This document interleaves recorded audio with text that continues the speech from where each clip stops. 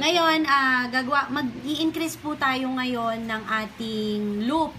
Knit front and knit back. Para mag-increase, gagawin po natin limang loop to. Kasi tatlo lang siya, so 5. Ang knit front, yung knit pa rin natin, same. Pero, hindi natin ile-let go.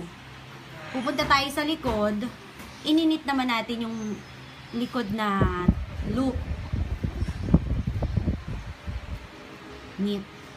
Ngayon, let go natin yung pinagkuhaan na natin, yung unang-unang loop. So, nakadalawa na siya. Nag-increase na siya. Ngayon, eto uli. Knit front, knit back. Nasa front tayo, nag-knit tayo sa front. Mag-knit din tayo sa likod, back. Kaapat na tayo.